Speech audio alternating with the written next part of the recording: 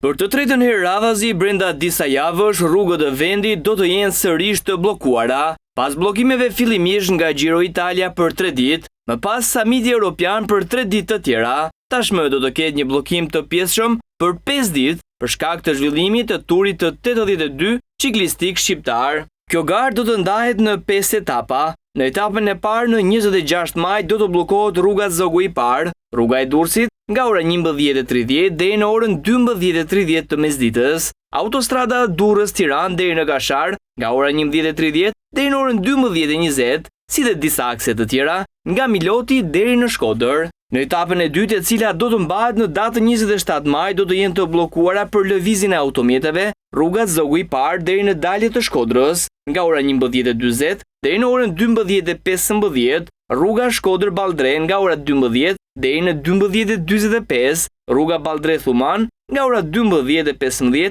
deri në orën 13:30 të mesditës. Etapa e tretë, që korespondon me ditën e mërkurë 28 maj, do të ndaloj qarkullimin kryesisht në qarkun e Elbasanit dhe qarkun e Fierit. Bllokimet nisin nga rruga Kalaja e Elbasanit, rruga e Lulave Bradashesh nga ora 11:30 deri në orën 12:10, rruga e Bradasheshit, ura e Cerrikut nga ora 11:45 deri në 12:30, si dhe ura e Cerrikut deri tek kthesa e Belshit nga ora 12 deri në orën 12:30 të mesditës. Bllokimet e etapës së katërt prekin disa zona të jugut duke nisur nga Qeparo, Himar, Orikum, Dhërmi, Vlorë, me ndalime të pjesshme midis arkut koor nga ora 12 e mesditës deri në 16 të pasditës. Etapa e fundit përkon në datën 30 maj me bllokime nga autostrada Vlorë-Fier në orët e paraditës nga 10 deri në 11:15, si dhe disa akse të tjera kryesisht në Fier.